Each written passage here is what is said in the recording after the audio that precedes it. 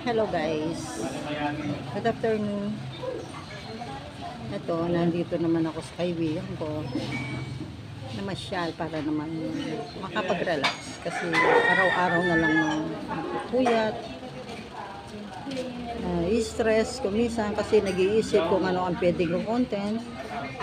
So, naisip ko, misyal muna ako rito sa kaibigan ko. Ito, banding-banding kami, kainan, at kwentuhan. So, share ko lang sa inyo na magpapahinga muna ako sa paggawa ng content. Pero mamayang gabi, mag-upload ako. Kasi today wala pa akong content na nai-post sa Reels. Sa lahat ng mga followers ko at viewers, maraming salamat po sa suporta nyo. Magre-respect po ako sa inyo pag po nag-follow po kayo sa akin. Dapat ganun, diba guys? Tulungan lang po tayo. Kaya maliit siya, kaya malaki. Dapat nagtutulungan tayo mga creator, diba? Kumain na po ba kayo guys? Nakakapag-enjoy sa totoo lang ang pagre-reels. Noon hindi ko ito ginagawa, tinatawanan ko sila. Sabi ko, bakit ako magre-reels? Kasi may GC ako. Nag-enjoy din ako sa GC ko kasi maraming kaibigan. Pero sabi nung friend ko, tsaka yung kapatid ko, bakit hindi daw ako mag-reels? So nag-try ako. Ito, at totoo lang, enjoy kahit puyat.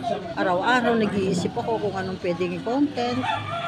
Awa naman Diyos kahit paano meron akong content everyday. So ngayon, medyo pahinga muna ako. Pero mamayang gabi, mag-a-upload ako kahit mga picture ko lang. Main na ba kayo guys?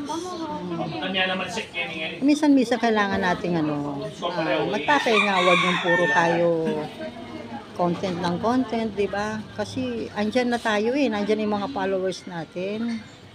So ang ko lang, sana pag may nag-follow sa inyo, mag-follow back naman po kayo. Hindi yung puro na lang ba kami. Ako sa totoo lang po, masipag ako mag-follow back. Sana naman po kayo ganun din.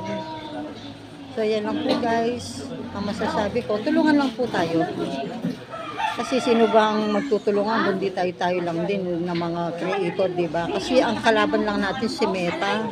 Hindi naman tayo ang magkakalaban. Si Meta ang kalaban natin. So kailangan tulungan tayo guys.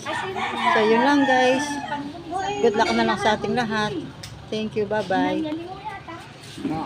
Meron